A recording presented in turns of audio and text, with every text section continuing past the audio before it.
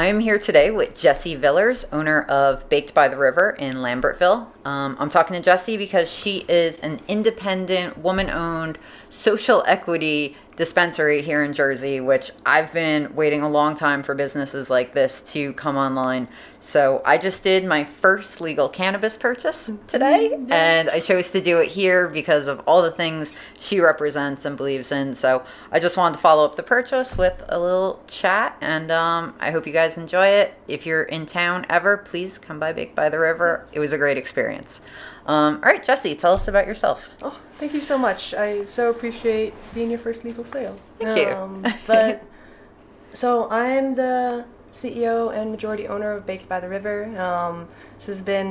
I've been a legacy edible baker for over a decade. For me, I got into cannabis as a harm reduction method about over 10 years ago now, coming up on 11 years. I used cannabis to overcome opioid addiction. Oh, wow. And cannabis saved my life. And unfortunately, within the first year of recovery, I actually got arrested for cannabis. I got arrested with a joint on me. It was in my car at the time, and got arrested for possession and paraphernalia for like the paper that it was in. Ridiculous. Oh my goodness. But I had the option. I was using a mobility scooter at the time. I was going through some pretty significant autoimmune issues, and so I had the option of either, like, I got arrested and I needed pain medication. I've been using cannabis as my pain medication, and the doctors were saying, okay, well, now your only option is an opioid. And that was the point I got my medical marijuana prescription, and that was back in 2014, and I became an advocate at that point. I became an activist at that point, and there were no edibles available in the medical market at that point, so I became a hell of an edible baker. Okay. And then it was actually at that point, like, I started following you because you were a big activist and edible baker. Like, I was watching you back when you had like tables and you were doing cotton candy and like everything. And I was so inspired, and like it got me to kind of come out of my like secretive. I pushed past my comfort zone with it because like I'd been arrested for it, and like it was something I didn't feel like I could talk about, something that was still really stigmatized. Like and there were a lot of people that I couldn't talk about it with, and so being able. I'm so sorry about the noise in the background. That's okay. Cat. So I'm allergic to cats, so we had to lock the cats away, and now they're very unhappy in a closet. But he will calm down in a second. But yeah, seeing you being outward and outspoken about it, and seeing what you were doing with your business, I was like, oh my gosh, this is incredible. Like, I want to do something similar. I want to share my story. I want to share my edibles and my recipes and help educate people. So we started as an educational service and got some great opportunities with our local municipality to expand further, and now we're here. Yeah, that's awesome to hear you say that. I feel like, so I had an attorney tell me once, because in the beginning I couldn't afford attorneys at all, so I just had to try not to get in trouble. And then eventually at a certain point I could ask people advice. And I had one tell me, you enjoy dancing between raindrops. So, and I always felt like that was it. Like, I would take it right up until the gray area, and then maybe like a step further, and then say like, okay, and then next year we'll push it some more and some more. And I just kept pushing it while trying to like just keep an arm's distance. And I think that's been a good strategy, and it's got me where I am. And I hopefully, the people like you who are coming up now are going to have an easier time because of it. But so tell me how so that was fun too. So I followed you at a certain point as well, because I had someone whose opinion I respect, and who is also, involved in the legalization movement, say, about me that I'm one of the hardest working people that he knew. And he said, well, you and that Baked by the River girl, she's been doing a lot. And I had just kind of seen you like on social and stuff like that. And I was like, keep an eye on her a bit more. Oh, wow. So, I never reached out or anything, but I always do try to follow the people who I think are, helping fight the good fight, doing the work, and are actually doing it in an intelligent and accessible way that helps shine a positive light on the movement. And Yeah, I felt like you did that, and I was actually surprised because I thought you were going to be another edibles producer out the gate. Yeah. So I was keeping an eye on you with that too. I mean, hopefully sooner rather than we're getting our manufacturing license in soon enough. But yeah, we went retail first because of our local municipality. Yeah. And I could definitely dive into that story a little bit because that was an interesting one. All right, give me a high level view, and then maybe we'll dig into it. Yeah, definitely. So when we started out, I was an educator in town. I started putting my stuff out there to like get people interested and start educating folks. And an owner of a French restaurant in town reached out to me with my educational stuff, and they loved what I was doing and offered to let me take over their restaurant when they shut down. Oh, wow. Mm-hmm. And so I took over the French restaurant that's like right around the corner from my dispensary. It's now an ice cream sandwich shop. But I started doing 3-course catered infused meals and my own like educational edible courses, teaching people how to bake for themselves, teaching people how to make their own lubes and how to use it. And so like we ended up getting shut down by our local municipality because of running a gifting service in that gray market period.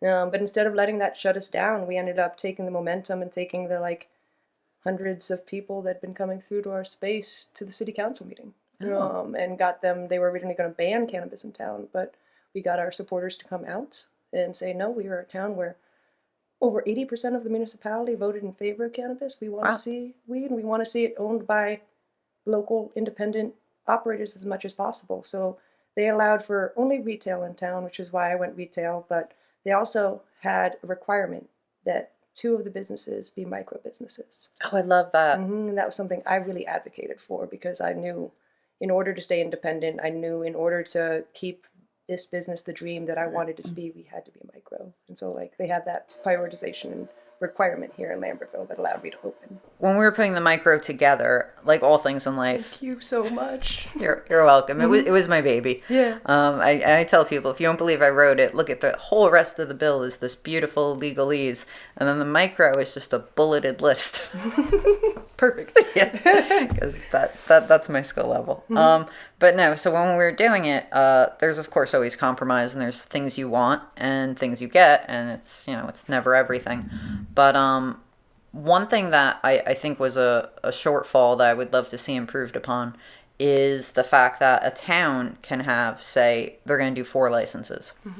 Now, in the bill, there's a set aside that a certain percentage of all licenses have to be micro licenses. Yeah. But that's at a statewide level. It doesn't carry over to municipality. Yeah. So a municipality can have 4 licenses and give them all to giant businesses.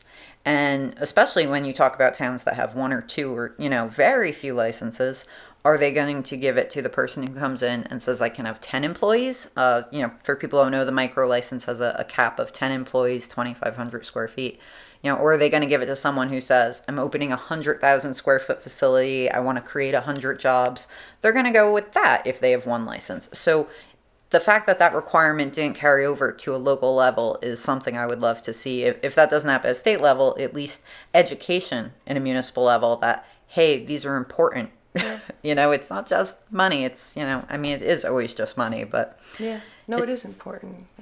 They have so much power on a local level to make a difference in that way. And I was so happy that Lambertville had that requirement for half of the businesses in town needed to be micros. That's fantastic. Yeah, we advocated for that. Very cool.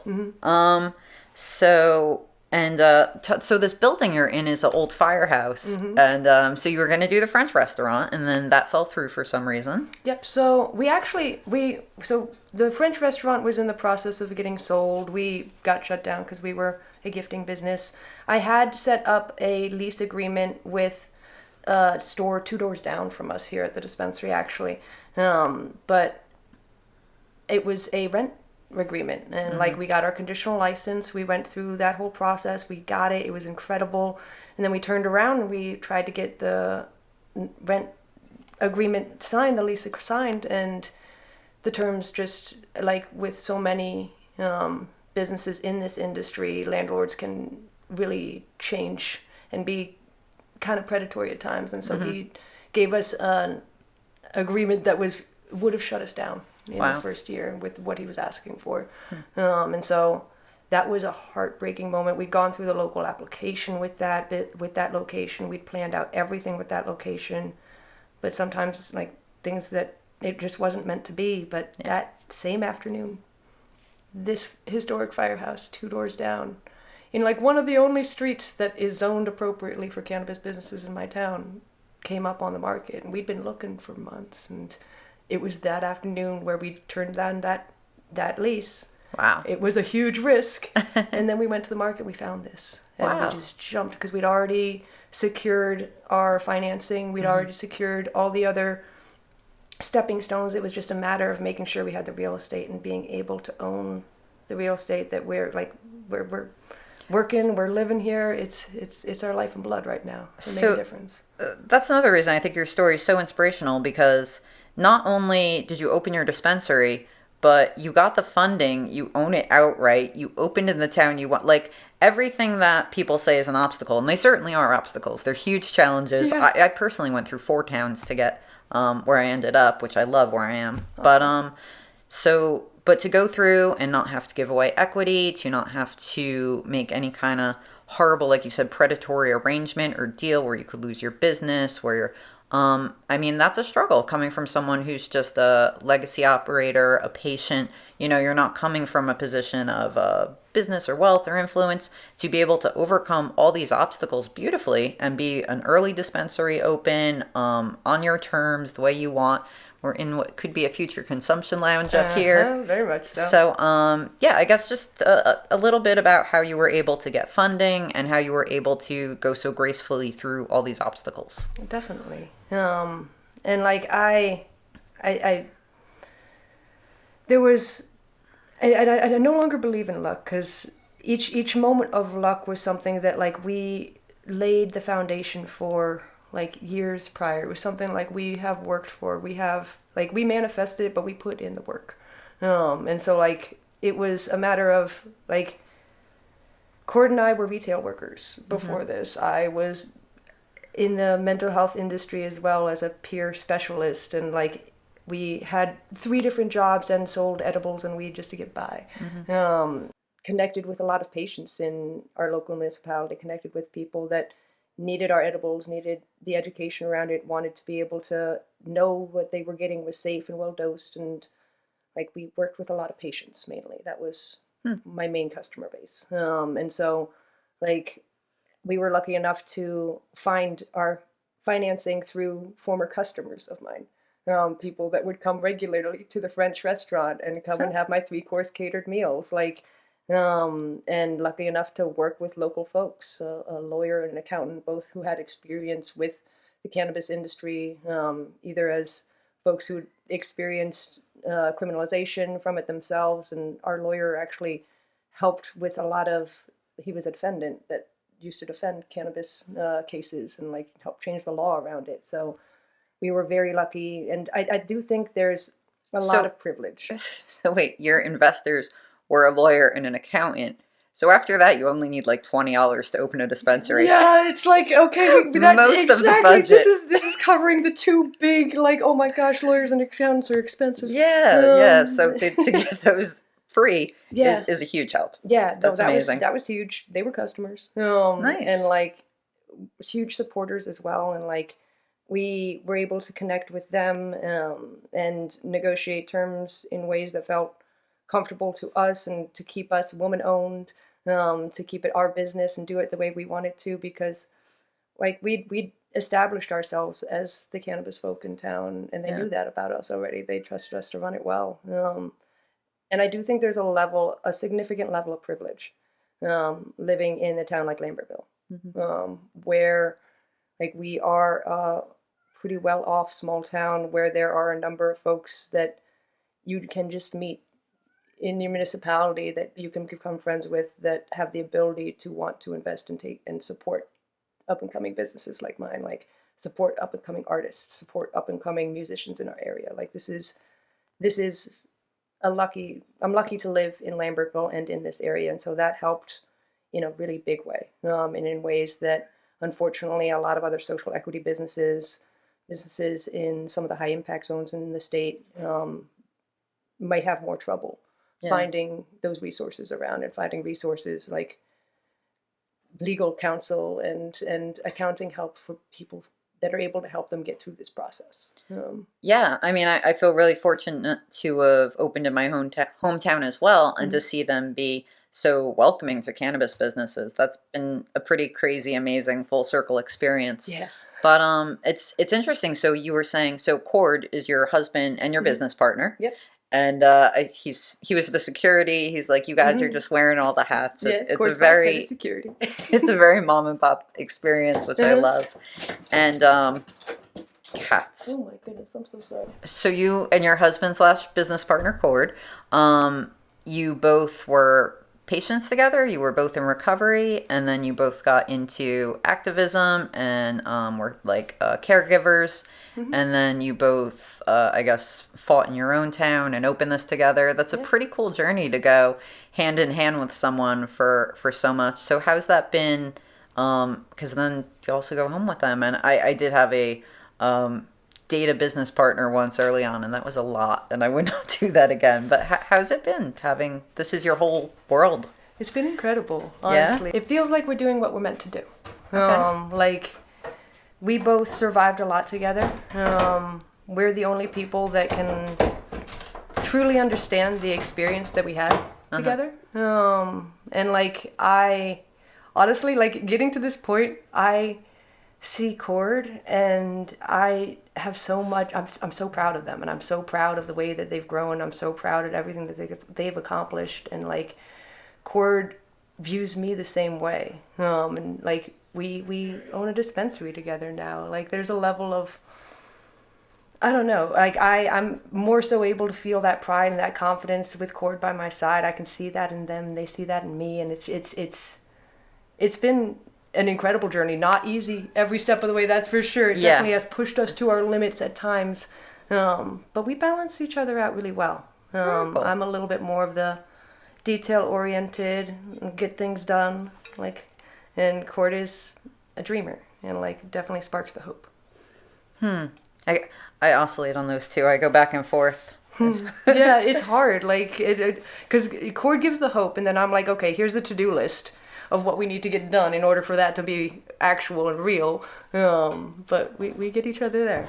Yeah, if I had 5 more of me to follow through on all the dreams I have, then that would be ideal. But yeah. All right. So I ran in my own little world a contest, not a contest, but just to feel the temperature of the room, who people thought would be the place I should make my first purchase. Because I don't know if it means anything to anyone, but it meant something to me. Yeah. And the reason I wanted to share that is because I think it should matter where people purchase from. To me, it mattered where I made my first dispensary purchase, where and when. But, why would this matter to anyone beyond myself? And I think just because I have somewhat of a platform to educate people and to hopefully promote people. And that is, I was just talking to some friends last night, and I won't say what dispensary, but they're like, oh, we go to this dispensary right by our house. Is that independently owned? I said, no, that's $1 billion corporation. Yeah. But people don't know, and they're the types who would love to probably support a small business, a woman-owned business, something like that. But, there's not there's a big sign outside. It's not we know that these are corporations and chains, and not that there's anything wrong with that. I always say we need both. Yeah. A diverse market is diverse. It has, giant big box stores, and it has small, little restaurants and this and that, and we need the variety. But people don't know that these businesses need their support, because then they're going to go away. The giant corporations, if they lose a couple customers, they're not going to go under. Someone like yourself who has, a not family support, but yourselves to support, a small business, it matters. And, you don't have the money for marketing at that level. Nope. So then it's important that people say, look, here's some places that would be really cool, who are doing a good thing, who have helped build this industry. And that was something important to me too, because of all the work I've done that, I didn't get paid a penny for. Yeah. You just drive around the state, talking to people, educating people, helping people, and it's all at a personal loss. But But the idea was to get this across the line to get to where we are now. So when I see other people who were there with me, Yeah. I say, okay, these are the people that need to reap the rewards of all the hard work that was done. When, you know, you sacrifice and you put in so much of yourself, and then someone comes in from another state with a big bag of money and swoops up a license and beats out a local resident. I'm not great with that. I don't love that. So I want to help promote with whatever, you know, microphone or, you know, mouthpiece I have, these great businesses who helped get this state where it is.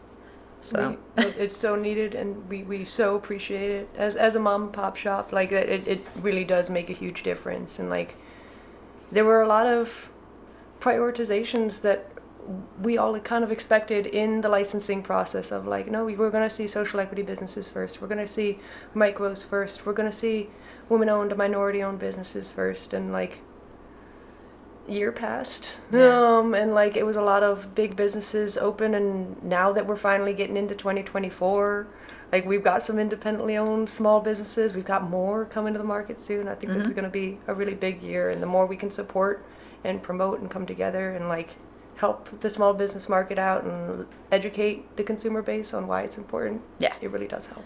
Definitely 2024 is the year. I mean, I feel like I've always had within the state my cannabis community, you know, my Canna fam. I see all the same events, and we're like, you know, Leo Bridgewater's a big activist. We were on a radio show once, and it was the third time I had seen him this week, and I was like, I have seen you more this week than I've seen my own husband.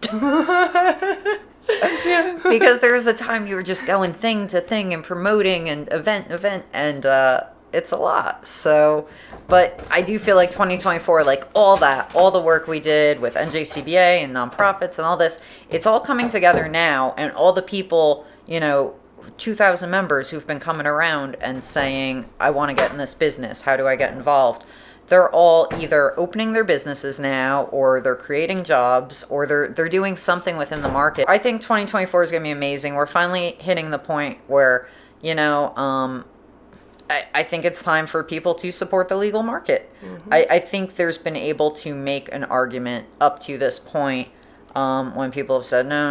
And then I said, well, no, now it's not. Now these are the people who fought. These are the people who did the work. These are the people who did the right thing, put in the time, sacrificed, and now it's time to support them.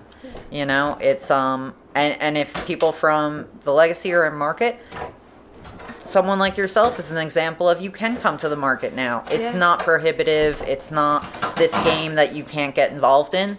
And so it's time, I think, to start bringing everyone over. And now that I've done my virgin purchase, I have to go crazy now and buy like everything on the market so I could try everyone's products. That was part of my motivation too. I was gonna wait to buy my own product, and then I was like, oh, but my product's not out yet, and there's so many that I want to try now, and just to do research, make sure, you know, I'm putting out something obviously better than everyone else. Oh, definitely. It's important. Of course. No, but so I'm going to start, you know, trying everyone so I could actually give a educated opinion on the products in our market. Yeah, good bet. The legal ones. And I did notice, I went on your website, you even have shirts that say support small business. Support small cannabis business. Yeah. That's from a local artist and a local screen printer. Like every thing that I can do in my store that has a small business and could promote a small business instead of a corporation, we do. Like, of course, we're always going to have the variety and diversity of products on our shelf, but I'm going to promote the small ones first. That's great. Yeah. And like you said, the big ones take care of themselves. You know, they have the marketing dollars, they have the brand recognition, but without the exposure, people don't know who, you know, the little guys are. So I love that. I love that you, and so aside from promoting it on t-shirts, you're also doing community events. I saw something on herbalism and foraging. I guess we got mushrooms here. So tell me about that too, because that's a super unique thing to be doing. Yeah, definitely. So we do have the plan to turn the upstairs space here into a consumption lounge or membership only club, and are working with our local municipality to get that going forward.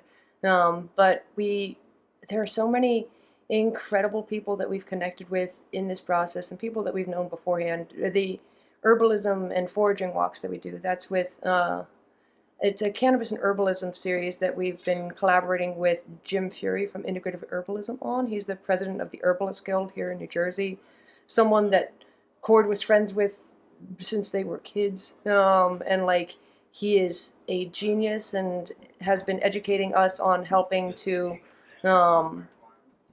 use herbs and different mushrooms in conjunction with cannabis in order to use them in a way that's going to be more beneficial. Very cool. What about Dan from Heady NJ?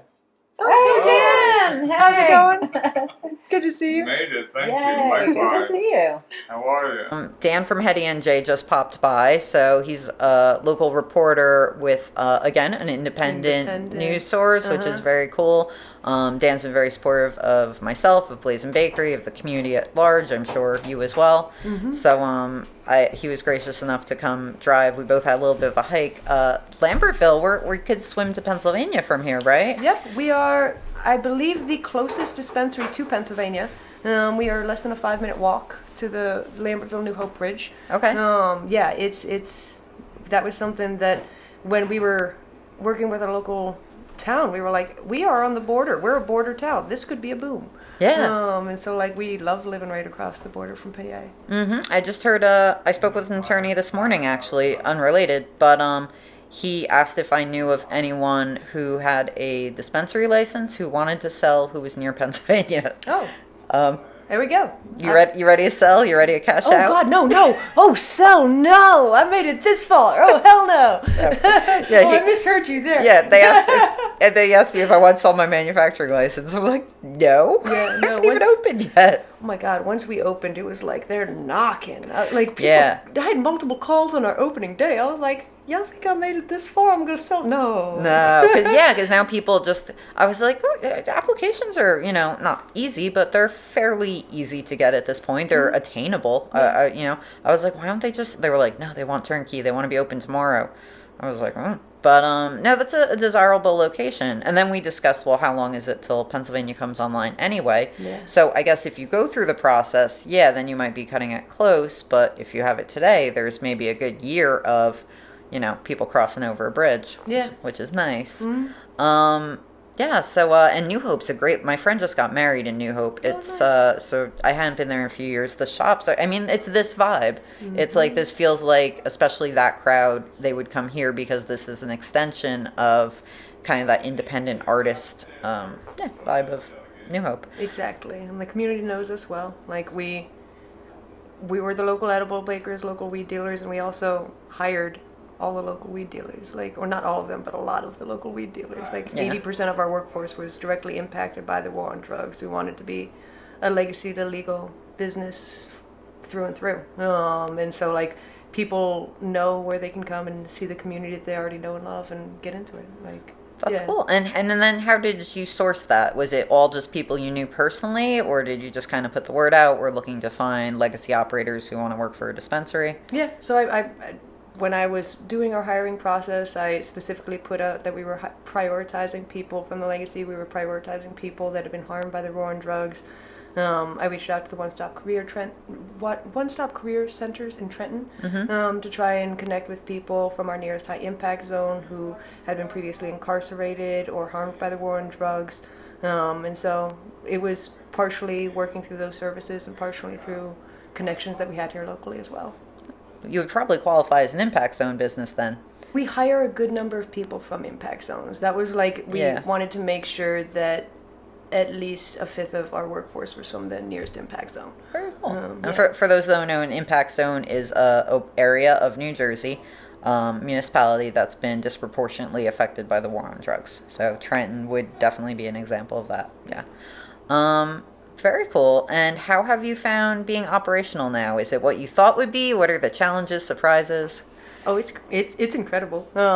Again, I wake up every morning, I go downstairs, I open my dispensary, we sell weed. People come in and ask me how we're doing. I'm like, I'm selling weed legally. I'm living this is a dream come true. And in the application process, there were so many hurdles, so many delays, so many just predatory, really awful things that happened that delayed us much longer than we ever would have expected. And so Sure. getting to this point of like actually being open, it feels like a celebration, and every day kind of feels like a celebration. It's definitely not easy. There's a lot of like figuring out like all the things in metric, figuring out all the regulatory things, having our bud tender staff, having our security staff. Like, we are so incredibly lucky to be staffed with some of the best people that I could imagine working with.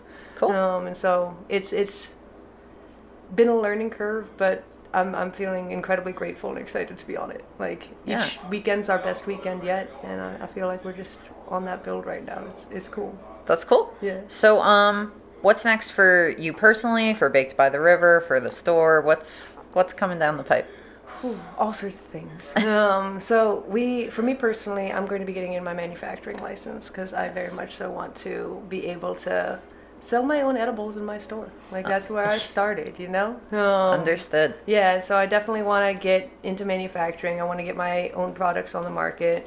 For Baked by the River, we plan to fully build out this firehouse lounge space. Like, the downstairs is the dispensary. The upstairs has an incredible potential for community events, and our town needs more spaces for open community events and to have an alternative to the bar scene.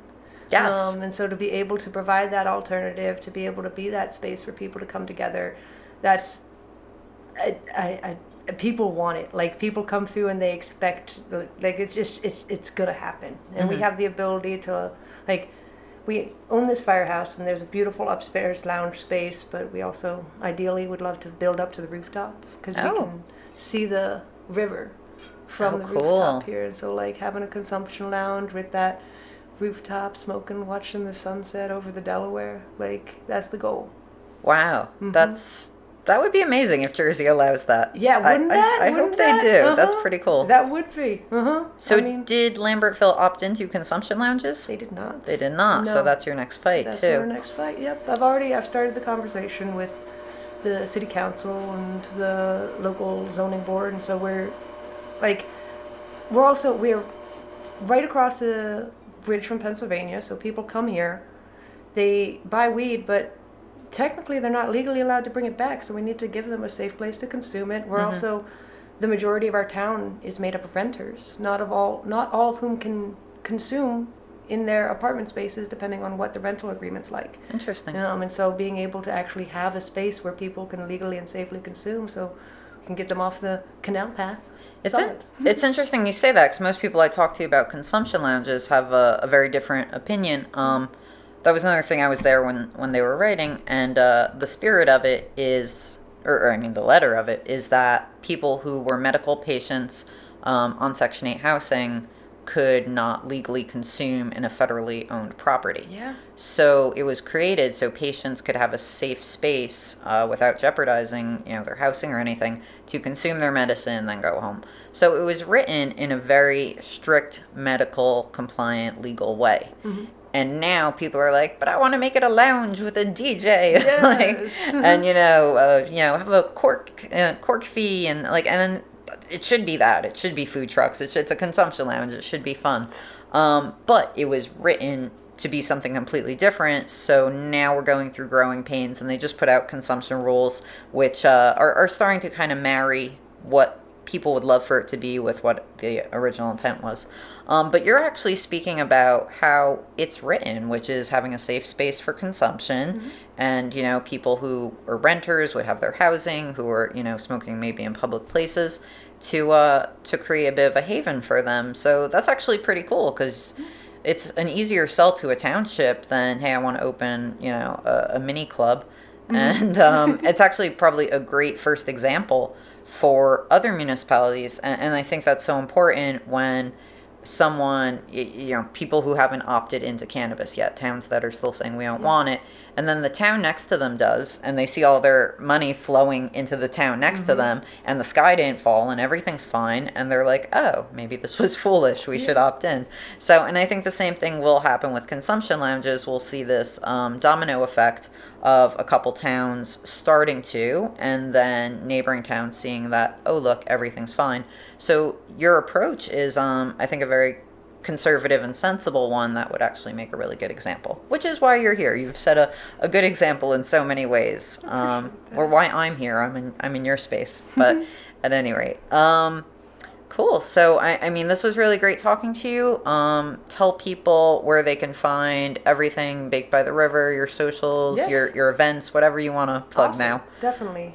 So you can find us, check out our website, www.bakedbytheriver.com. We've got our full menu so you can look through. You can go through our whole story as well, but you can definitely find the independently owned products that we got on shelves right on our menu on our website. You can also check out our social medias. We're at Baked by the River on Facebook, Instagram, X, LinkedIn, all the above. Yes. Yeah.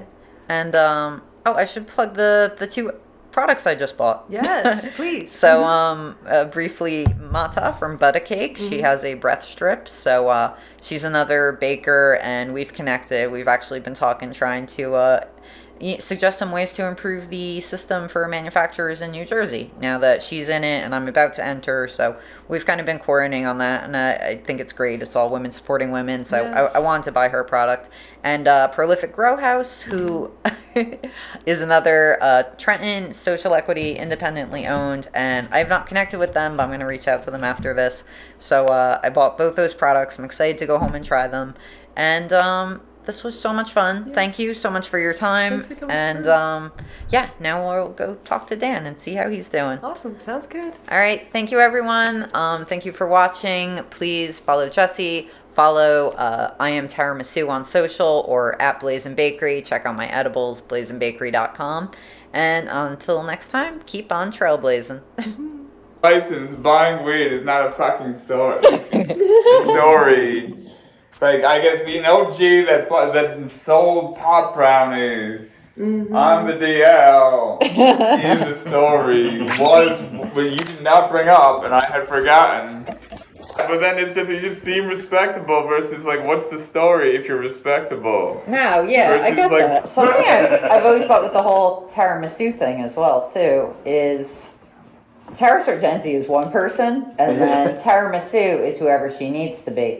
And I think, I mean, they're all me. I'm not like, schizophrenic. But for a long time, that person was actually not really who I am, but who I needed to be, which was the person who was going to get up before the legislature and testify and, put on her big girl hat and go, do what needed to be done. And that was not the time to be cute. That was not the time to have purple hair. And I understand the people who won't compromise in that sense, who are like, nope. But I had some moments. Like, there was a 2018 symposium in Newark. It was one of the first things to... remember that? You were probably there, I remember right? seeing that. I was not there. I had not gotten into weed then. Yeah. So, Well, I'd already been in 10 years at that point, and I walked in. Right. I walked in like I owned the Selling place. pot brownies, right? Yeah. I was not selling pot brownies. I was there in a suit to be respectable. But I thought, like, oh, all these people are new. I have 10 years experience. This is going to be. I'm just going to walk in there and own the place. No one gave a shit. Like, all the people on stage were attorneys and lobbyists, and I was like, what is going on? Because that was not I was still going to conventions. Yeah, Black Recording is a good story, actually. Put this on. I am recording it. Yeah, so it was just about kind of reinventing myself and my brand and everything to fit in with what cannabis had became, which was not the world that I knew for 10 years, where I thought that world was just going to be a continuation. Yeah. But then an entirely new group of people, and they did not have a knowledge or a respect for they just looked at me like, who are you? You're not you're not an attorney, you're not this. So I felt like I had to go there to get here, and now it's like this cool marriage of I visited that world, I learned it, I can communicate in that sense now, and I did get that respectability. So Dan was saying, you've been respectable so long.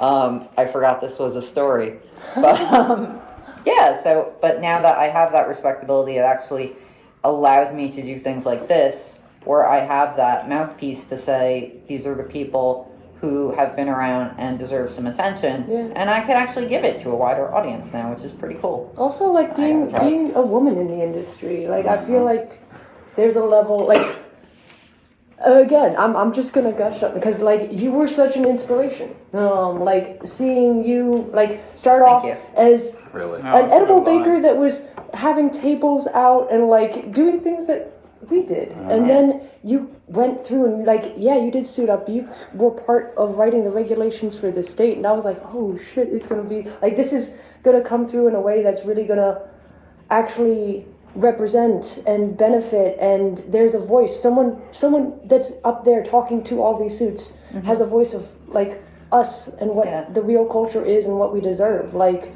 And so like there's a level of being a woman in this industry and not being from the business, not being a lawyer, not being like a legislator, and having to like, I don't know, step into allowed those for rooms. people like us to get in. You know, without seeing that, I mean, I don't think we would have made the decision we made. And that decision was to go church and state, so to speak, where we did, you know, go towards that like statier side. We had to figure out the licensure. We had to figure out the municipal process. We had to go through all those hurdles that were very bureaucratic, very cold. Yeah.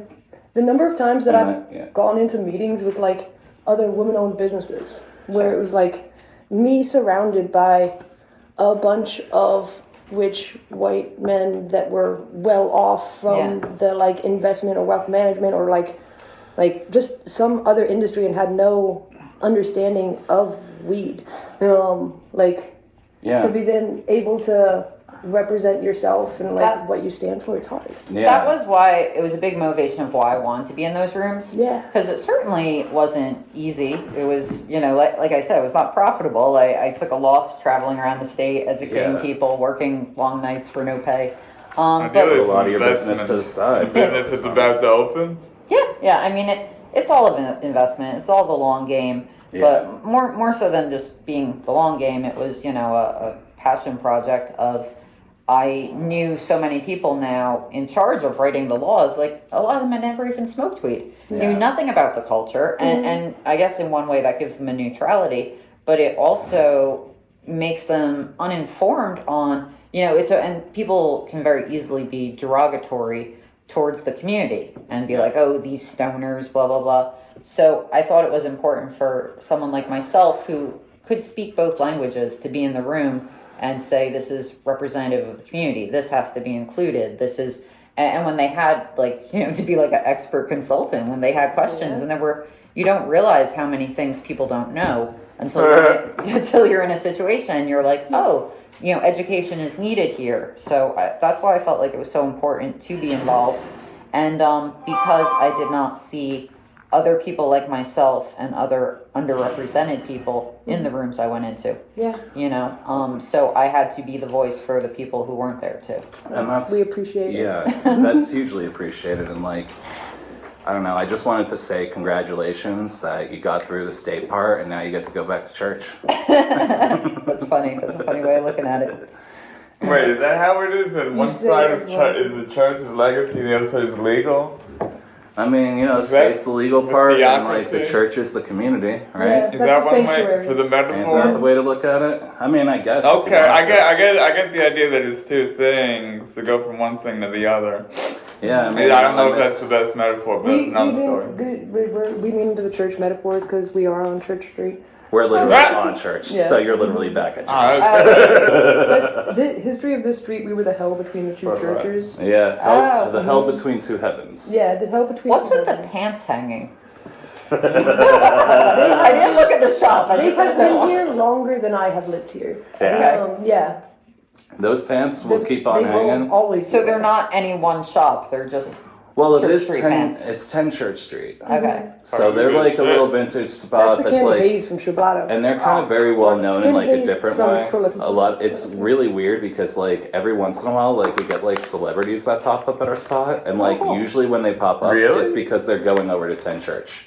Oh, really? 10 Church is like this weird vintage shop. We've had like the Hadids come over. Oh, like, really? Bella Hadid's no, brother, Antoine. Anwan. Yeah, there we go. Okay. Yeah, and I mean, I don't really know, but my bud tender's all freaked out. Cool. That's fun. For the record, I would never consider myself a legacy operator. Oh, really? Wait, but didn't you sell the pot brownies though? I mostly gave them away. But you were There going to you the go. conventions, you were saying. You were going to make it a business. So because I had a legitimate business, I had my brownie mix, which was available in 2,000 stores in 3 countries. When I got picked up by Spencer Gifson, I think it was 2014-ish. They had it in all their stores, and at that point, I really wanted to get the brand established and do everything above board. So it was that I created a brownie mix that made edibles stronger. It did things like using emulsifiers, which we talk about now, using coconut oil, which people talk about now, but 15 years ago, no one talked about any of that stuff. So, so it was like design. It was. I made the brownie mix, so it's an ancillary product. You add your own weed, and like I got noticed by Spencer's by making a YouTube video. You didn't sell weed brownies? I made a lot of pot brownies. I mostly gave them away. Well, see, but I was back working on then- recipes for I started I say 2009. I think the LLC is 2010. Oh, I was founded on 710 Day, which I didn't even know. That's sick. That's really fun. I looked at my license recently. I'm like, oh shit. We still had the Meant to same be. skin in the game, though, that any of us dealing it had, though, because even if you were giving it away, back then there was no distinction. It was just you're giving cannabis to people, and in doing so, you were doing a great service for people in the community. Yeah. And you were doing a service that put you at risk still, so I would consider that legacy actually. It's still like a crime, I guess, your I guess. possession, distribution. I still have to buy guess it, just because too. you're bad at it doesn't mean you're not a criminal. I mean, look, 20 years of being a criminal right here, technically. Like, I was dealing since I was 13. Monkey. Yeah. This is, Well, that is this the one year is 20 argument years. that does I amuse me may with not social so. equity is that, the good Social people didn't equity, you have get to caught. get caught. Yeah. Right? Yeah. You get caught and convicted twice? I don't know if you get caught twice. That's why there's also legacy to legal. I respect the legacy to legal businesses Yeah. too, because they were part of the industry, they were part of the backbone, they risked it, but they didn't get caught. Yeah. But I loved how you put it when you were interviewing us over there, or interviewing me over there, like when you said I was existing, or how your lawyer put it, like Dancing between raindrops. Between raindrops, exactly. Because you did that, and even if you don't qualify yourself as legacy, by you doing that, you normalized what the legacy was doing in a way that created a bit of an umbrella. Yeah. You kept pushing those limits. Oh no, wait, we can have products on shelves, and we can talk about the fact that we all want to make weed brownies, and now I can go to Spencer's, and I did get one of your weed brownie Did you? mixes. Yes, Wow, that's back awesome. in 2014 when I first started as a patient. Aw, Yeah, that's amazing. Thank you. and so even if you don't qualify yourself as that what you've done for the legacy market, I think has you've done more than enough to get the qualify. OG I respect qualify and you. qualification. Yeah, for sure. Well, For thank sure. you. Yeah, Without a because doubt. no, I don't need to. You qualify. Yeah, exactly. our qualification means nothing, but we've got a lot of respect. Very cool. Yeah. You guys are too good for my ego. Well, hey, come by whenever you need to pick me up. Yeah, I can't wait to sell your edibles too. Oh man, I can't wait too. I feel like I'm lucky in this sense. Maybe lucky is the wrong word, but I'm definitely not upset that I'm not the first one open, because I've been the first person to do a lot. Technically, first legal edibles company. I created one of the first courses at a university here. Having done so many firsts, I know how hard it is to be the first. They always say first person through the door gets shot. And It's difficult to say, it's to make it so negative, because a lot of companies that did the first thing are the dominant companies. Sure. A company that makes cash registers. It's it's been the thing for 100 Yeah, but then there's always the second guy who made the cash register. Right. Who just waltzed in and was just I'll make one too, and then just Right. You get the Rolls third along guy. because of that, you know? Right, you definitely Yeah, all right. So exactly. you definitely get that right. So you definitely want to be early. you want to be early, but I do that's know. the catch then, to be too early. Right. That's the thing about Heady. I've been running this thing to be too early, so here we are, and it gets better and better. This is a really good idea. The more we get this thing here. Well, think about how hard it is to break the ice. We're talking icebreakers here. You Right. need a big thing right on Yeah. the front of your ship to be able to crush on through it. Yeah. Whereas everybody behind you, Yeah, they got second place, but second place is a breeze. They didn't do any upgrades to their hull. yeah. No, That's interesting. if I could do it all over again, I probably would wait 10 years to get in. I was way too early. Yeah, 2009 is when I established Blazin Bakery and Medical Past in Jersey. So when medical passed, I thought like, all right, here we go. It's going to start falling quickly because a lot of states, they do medical and then adult use kind of falls right behind. And I hung in there till 2014 was when Colorado went.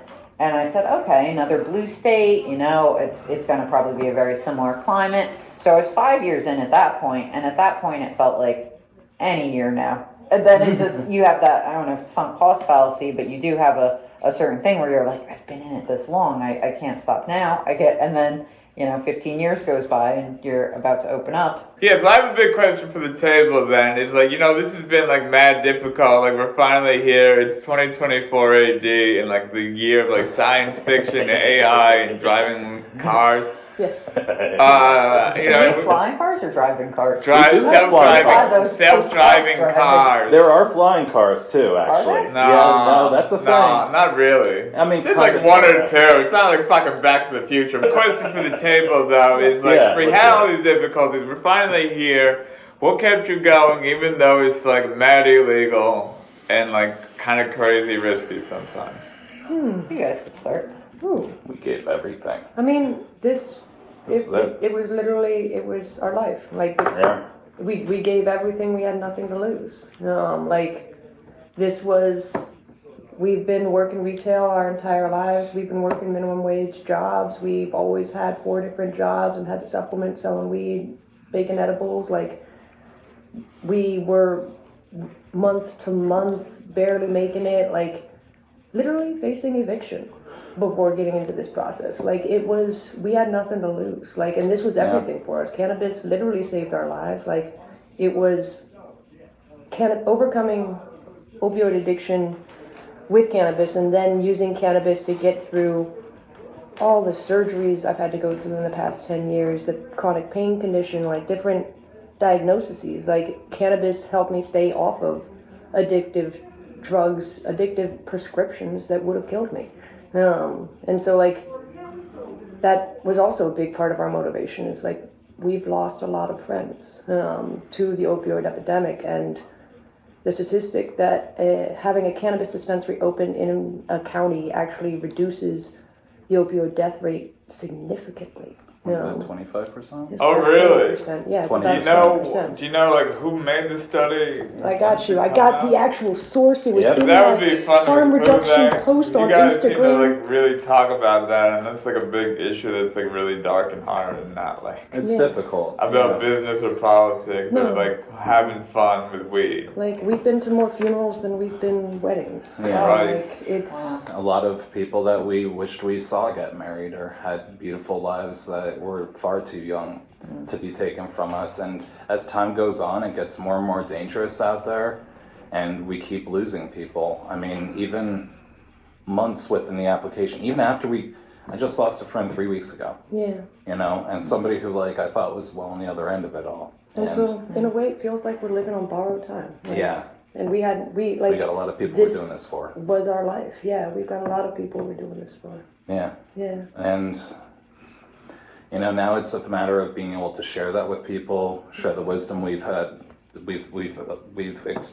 earned through this horrible experience, and be able to help people guide themselves through these situations. Like I have fathers sometimes come to me, what do I do? What do I do? And I say about, my child or my nephew or something. Parents, mothers, fathers, and they come to me with these pleas, and at the end of the day, I tell them what my father told me when he found out I was an opioid addict 5 years later. He said, I'd rather have a stoner as a son than a dead son. And it's really fucked up, but it's the truth. Yeah. This is harm reduction, and we're in 2024, the year of AI and flying cars and all that shit, but we're also in the year where now we're starting to openly have the conversation of there's an alternative to joining a cult that wants you to believe in a higher power get free of these addictions. I mean, to be real, it's so important, because I know for me as a youngster, that probably cost me 5 years of addiction. Being told that the only way out was through a program, Yeah. that probably left me in addiction for an additional 5 years before I got to the point where I said, I'm going to be next on a tombstone, and I need to do nothing but grab this bong and get through it. I agree with you greatly on that. I think there are some people who I've seen over the years who are no longer with us who would be if they received more comprehensive treatment than just AA or NA. I mean, it's not my soapbox. I found that I've been able to be effective through the years by only having one thing I talk about and one thing I advocate for. But I do agree with you that recovery is an area ancillary to cannabis that needs some work. Yeah. And so it's A lot of places. definitely been a big part of our motivation. I have several origin stories depending on the audience. They're all true. That's a good I line. agree with that. More than one thing gets you to a place. Yeah.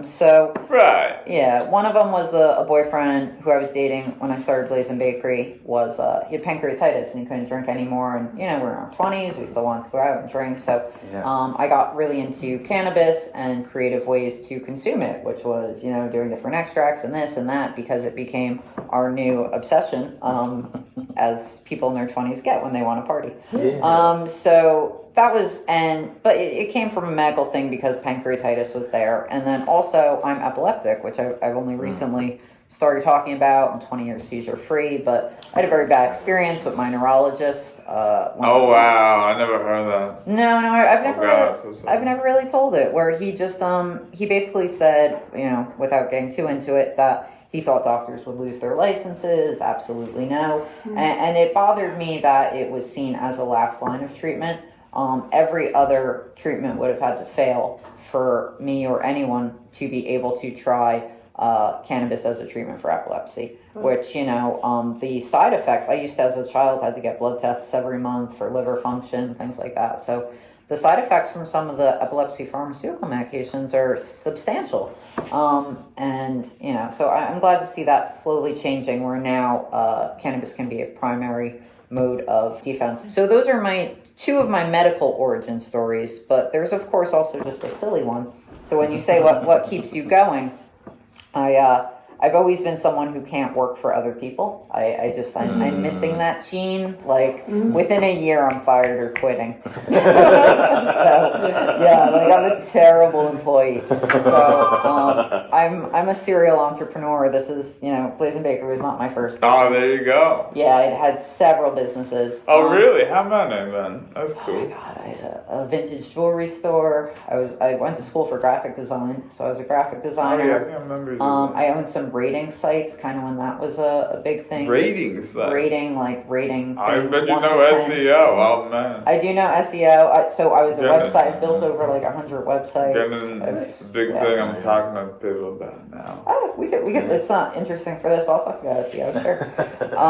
So anyway, I was working another job. I was working for Hearst Magazine, actually, in the city, which was Nice. pretty cool. That's kick-ass. Yeah, I Yeah. designed Google's cafeteria. I did some cool stuff. Design Google's. Cafeteria in New York. Yeah. Okay. What is it? Do no evil? Wild. Yeah, no, I had great That's jobs. Cool. I was working in Manhattan doing cool stuff, and then I was just done with it, basically. Yeah. So I just quit, took some burner job, and just kind of started thinking about what I wanted to do with my life. And I made a list of things I like and things I'm good at. And two of them were weed and websites. And I just said, I'm going to start a cannabis website. And so another business I abandoned, the first one was weedgoods.com. And I think I still have the domain name. But I wanted it to be the Walmart of weed. Just everything, and then I learned about paraphernalia laws, and I threw out those business cards. And Paraphernalia laws. We're even the awful, in the Bush administration. Yeah. Well, they're still around. That's why things will say for tobacco use only. They still do that? Yeah. So. That was always a fun thing back in the day. We know there's no tobacco in you. There'll be a waste of tobacco. Yeah. Oh yeah, when you used to get yelled at if you called it a bong in the pot shop. Yeah. Water pipe. Yes. Yep. Yeah, so that was it. So I started WeGoods.com, and then I realized that was never going to work. And I was making the pot brownies for my boyfriend and his friends and friends and everyone. When his dealer was like, hey, can you make us pot brownies? I was like, oh. But no one knew how. So I said, all right, I have to build the mousetrap then. because everyone wants these. I don't want to be a brownie drug dealer. So let me create a way for people to make their own brownies at home. How empowering. Hell yeah. That's how that happened. Yeah, that's awesome. That's such a brilliant idea too. Just like be able to give people a tool. I straight up bought those when I was like, again, newly a medical patient back in 2014. Like there were no edibles. Yeah. And so thank God, those existed. Like It's an easy way to work with the material we were making. Yeah, it was crazy. That's how Spencer's knows me, is that YouTube video went viral for the time. Because they're literally like, now you go like how to make butter or what, and there's 4 million videos.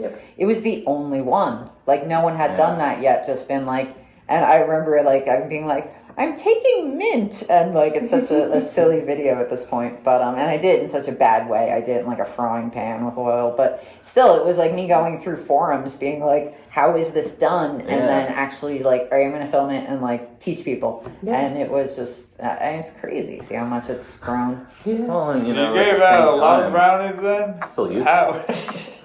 Yeah, because you know what? Because I really, so I was operating in a highly illegal market back then. But I wanted feedback. I wanted to run this as if it was a professional business. Right out the gate, it was always a long game. It was always, this is going to be an above board business. So I always thought forward to that. So when I was designing it, I would have people come over and I printed out forms and it said, onset of effects, duration, can you, have hour stamps telling me how you felt here. And then I would rate the brownie, taste, blah, blah, blah. And I really treated it like, and I would say like, you can't consume before, I need a clean baseline, because I really wanted to test the product, test the efficacy, especially I knew patients would be buying it. I didn't want it to just be some like silly thing. So yeah, I made a ton of pot brownies, and then when I was, time for another batch, and I just gave them away. You make the best friends that way? Yeah, it was fun. I'm sure I got but I mean, everything I do, I tend to just do a lot of, I always help people. If someone, yes, I'll bill for consulting hours, but if someone just has a question, I say, just call me. It's not and I always, but then I do feel that I've had so much come back to me. Like just the success I've had through the years, so much of it has just been favors or people who heard my reputation was good or recommended me for something, and it's just all come back to me like 15-fold. Like it's also worth it. That's awesome. Yeah. It's nice when like the good energy actually comes back around and that's great. There's some bad energy out there, but like when you find the good people, it's like, wow, there's the can of film. That's what you're there for. Right, it's just even like interesting, like hearing your story. It's like, okay, this is how you actually jump through these hurdles or bob and weave, and then like you got through it though, or you're getting through it. Yeah. So it's just like really interesting to learn as a business story, as a business person getting into these hustles. I know. I've always wanted to do, I think I told you this once, but I wanted to call it Tales from the Trail, like Tales from the Crypt, which I was a big fan of when I was a kid. Oh, nice. And just like all these crazy stories I've amassed in 15 years. And it's funny though, like I don't think of them until I'm talking to people, because I've tried to sit down and be like, what are my stories? And it's so hard to just pull them from nowhere. Yeah. But should take a lot of pictures and look at them, and then like, oh yeah, there's like a story there. True. Like, my life is very eventful. I forget. Yeah. Some of the best times don't have pictures of them though. That's true. That's like, we could always have like if you ever want to get some guest stars on, we'll always pop on and tell our stories with you. I do want to. Yeah, I gotta get a podcast doing. Oh, you don't have one? Nah, Yeah, I you gotta need get one. it going. Yeah, that makes sense. Oh yeah, we definitely should. I gotta scale. Yeah, and We're getting an investor. We're working on it. Nice. I got a grant. I'm in grant class. That's fun. Yeah, that was congratulations. Yeah, on that. thank That you. was a big one. Yeah. So they're giving me like a lot. So it's like crazy. So then it's like a class they have. It's almost like school again with like homework. It's like really interesting. But then it's like, and then I have a tutor. So I was with my tutor before I came in here, and it's like all these things on like SEO and how we like build a media company. Oh, that's cool. Yeah, so it's like really good stuff that'll like really help us. So that's working on stuff like that. Grant. Like have the money, but also give people like the technical education to be able to utilize that money in a good way. Like that's awesome. In hand independent stores, independent manufacturers. We need independent media too. Oh, there you go. Yep, So, it's important. That's actually a dire need. No, like it's hard because a lot of like writers are like artists at heart, and then like they're not hustlers at heart, and then it's like really hard, or it's very different to go from like one thing to the other. You know, love of like politics, writing, and weed. Yeah. There's a lot of politics in weed. That way I wasn't expecting getting into this. Holy wow. What did you expect though? That's the question then. Well, that's every industry, isn't it?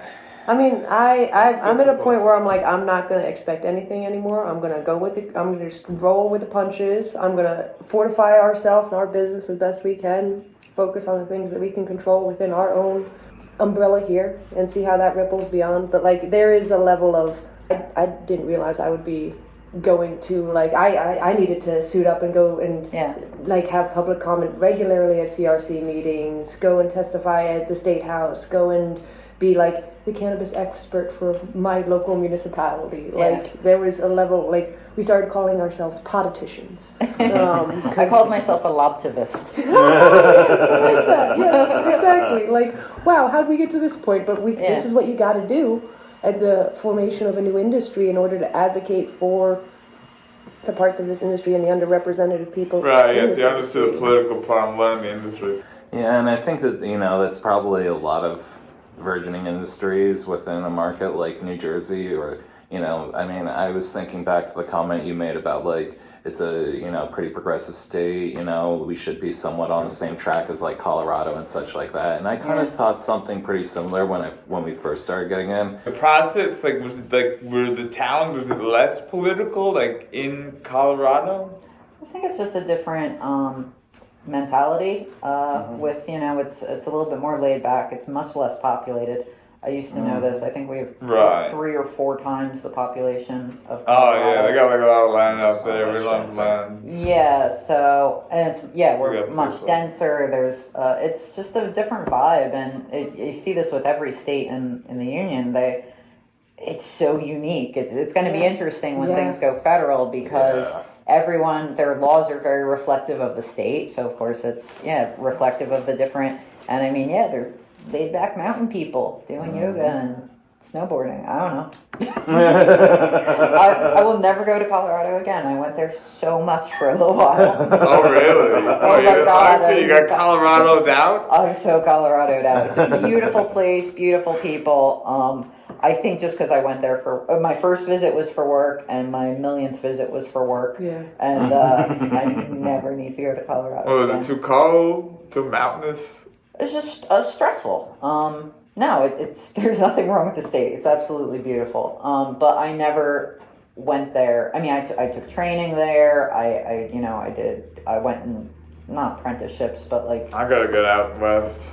Yeah, you should. But they had a class out there. I got certified for all this extraction stuff, and then they let me go to different operations and kind of see how. Legal operations? Legal operations, yeah. So I got to see how CO2 worked, how butane worked, how or hydrocarbon, and ethanol and all that. And I got to do like hands-on training with things. So all my visits to Colorado, and then it was going to different dispensaries, trying products, going to conventions. They had the first cannabis cup for 420 instead of Easter with my family. I was out, being the Weedster bunny. Oh, as a Catholic? Oh, as an Italian? Yeah, that went over real well. It was controversial.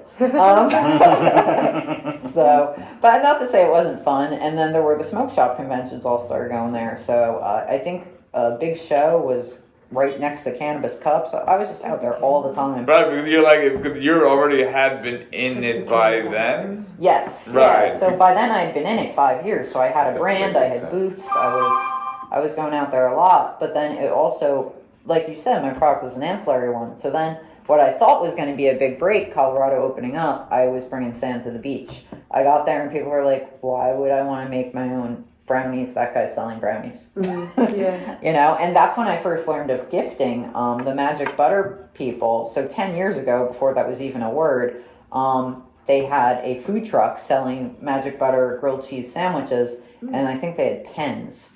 And they were like, I was like, you guys are just like selling weed? And they were like, no, we're selling pens. And if you buy a pen, you get a free grilled cheese sandwich. There you go. I love I was it. like, oh, It's so okay. creative. Yeah, no, so it was cool. Like it was definitely It's promotional.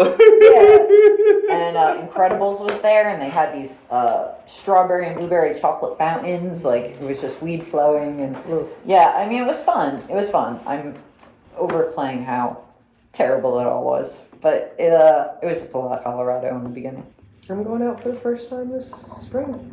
Actually, not work related at all. My sister's having a baby. She just moved there. How cool! Oh, wow. Colorado. She's in Durango. Interestingly, another border that was one of the border towns that I did a lot of research on. Okay. When I was researching the economic boom that cannabis can be for a border town. Excited to actually go visit the shops that I researched. One of the big pushes around the local municipality was like we were just in the wake of some horrible situations here.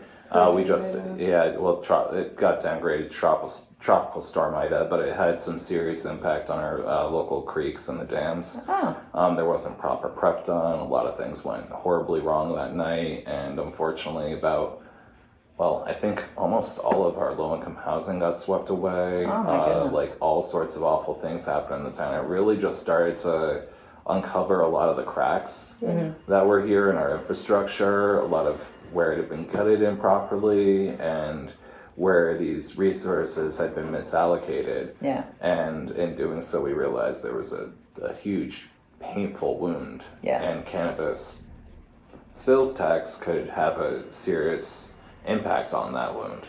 Yeah. So that's something I'm very passionate about with my town. So the town I'm opening up in is my hometown. So Awesome. I grew up there. And even crazier, I'm opening up on the street I grew up on. Oh, that's incredible. Yeah, which is this crazy, like, full circle story. Yeah. But the street I grew up on is no longer livable land.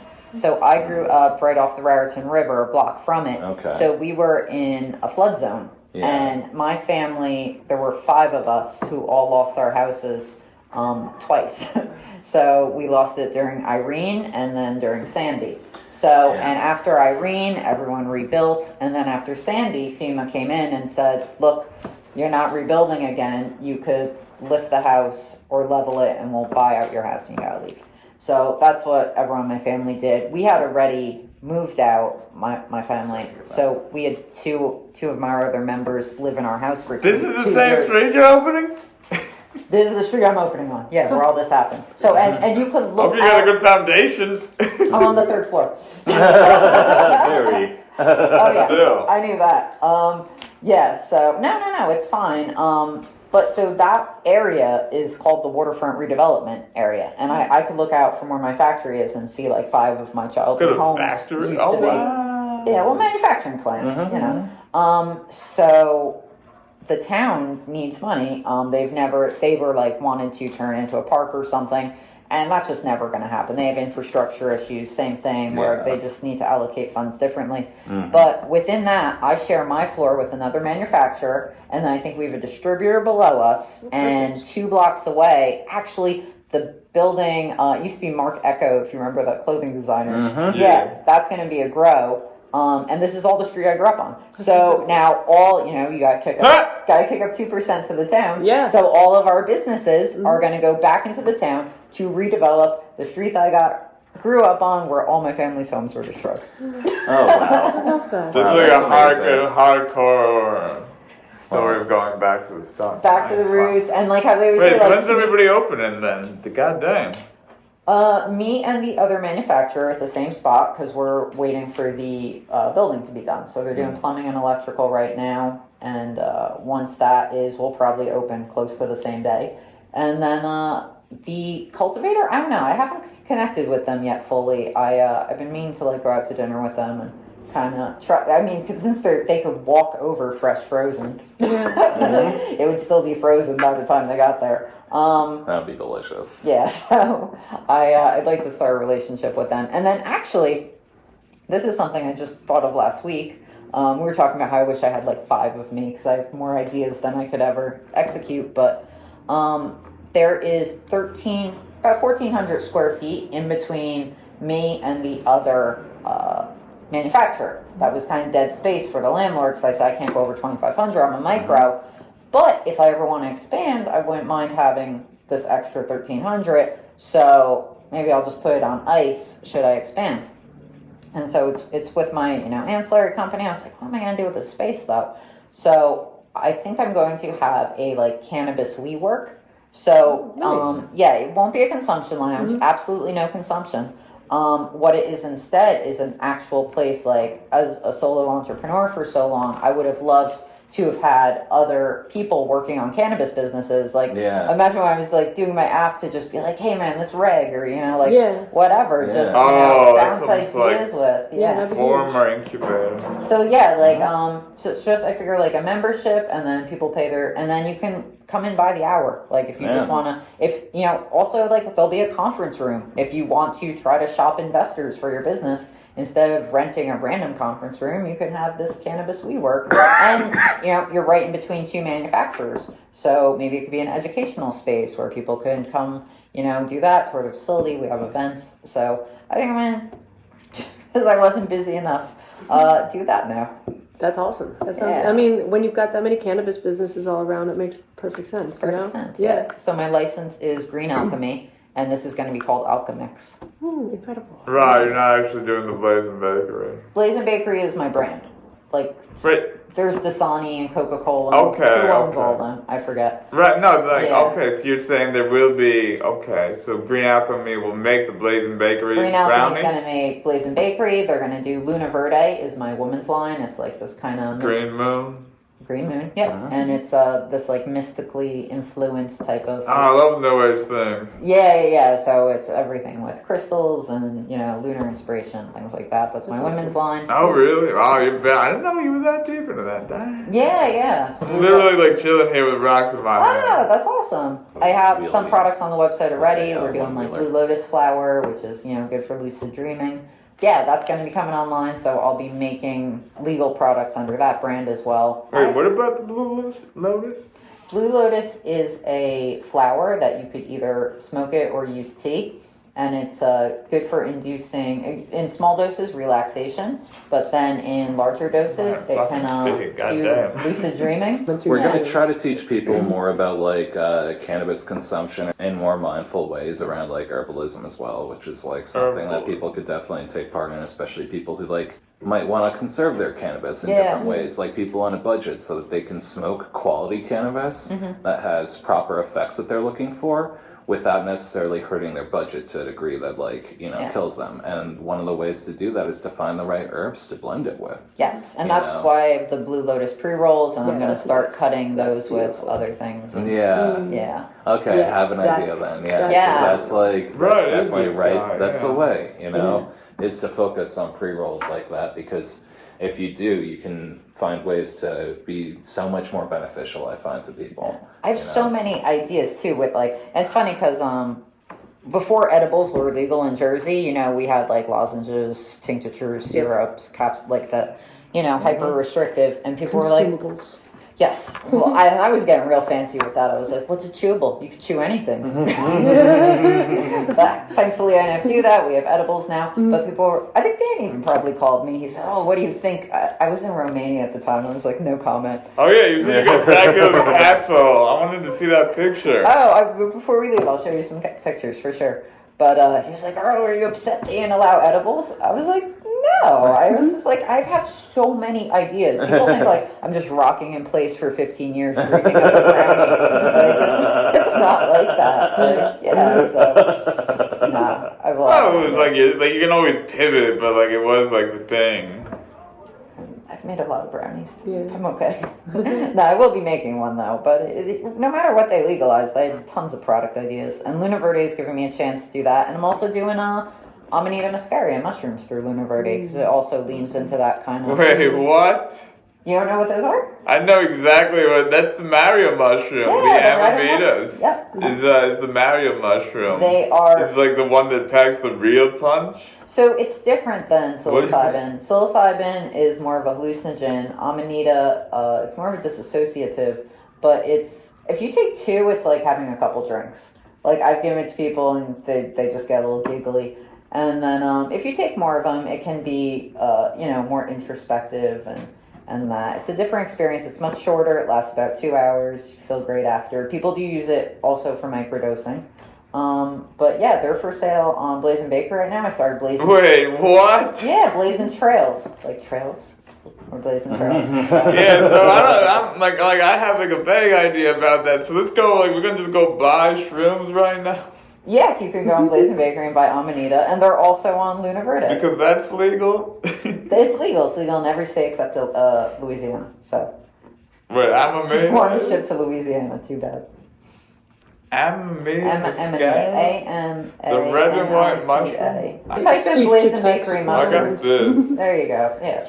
Oh, which one is it? I guess it's different. So yeah, that's the. Oh, that's the Amanita one, right? But that's The other the ones picture, are that's like the lion's Mario mane and mushroom. reishi. And, See, those are regular mushrooms. The health store has those. Oh, Yeah. adaptogenic, they do a lot. they are. They're great. Yeah, I don't make lion's You- mane every day.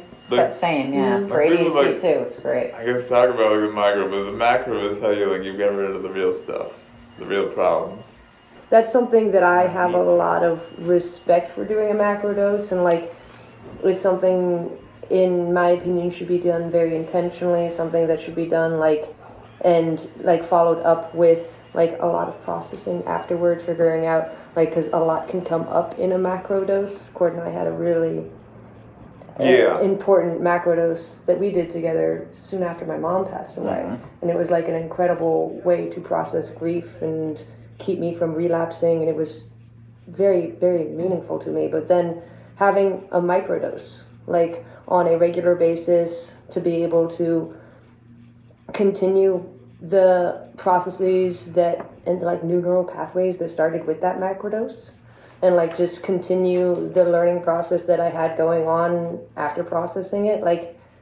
And I did the microdose for 6 months after the macrodose, and it was an incredible, really therapeutic way for me to get through a hard period of my life. So I would say that both the microdose and the macrodose have incredibly relevant medicinal value to them for different purposes. Okay. Okay. And I'd say, we're going to keep on going down this path for a while now. We're starting to demystify a lot of different substances that have a lot of different uses. Sorry if I seem to be in my phone. I'm just doing the security gig as well at the same We're time. watching the Gotcha. cameras So I'm just downstairs. keeping an eye I on thought my it might be my being ears on. recorded. I was like, Just everything downstairs. Yeah, just like on a constant let's get an 24/7 extra basis. third camera in. Oh, no. But no. The man is Maybe watching she'll say himself. something we can blackmail her with. Yeah, I hope you publish it too. So you get all of our dark secrets. There you go. But, no, as we're Actually, going if there through is anything more knowledge-based that's good from this conversation, do I have you guys permission to Yeah, for post some sure. clips or something? Definitely. for sure. Uh-huh. Yeah. I mean, happy to share, Yeah. just some deeper insights from the industry. Yeah. And one of them is definitely that, ketamine just came online in certain ways where that's now being used in much more serious sense and being brought into a much more clinical experience. Mushrooms are now coming through there. I think the next big conversation after we get through mushrooms is probably going to be I DMT. definitely want amanitas. Yeah, I gotta do the Mario mushrooms. I Yeah. love Mario. Mushrooms are everywhere, literally throughout culture. There's just elves just chilling on a mushroom. What's So, that? That's a thing. Amanita is red and white. Okay, Santa Claus, red and white. He said so, whatever. Best So, story. shamans, do you know this?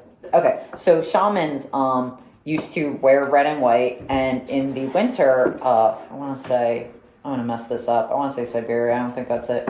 But they I would. think it is. Is it Siberia? So the shamans would make house calls, and they would not be able to get there sometimes because of the snow. So they would ride caribou, which are reindeer. Nope. So they would okay, be. this is my culture. Yes.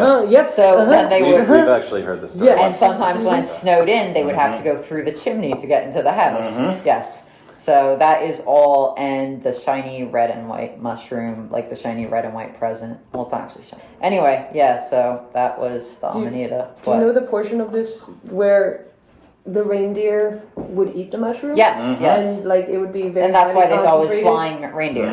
Yes. Yep.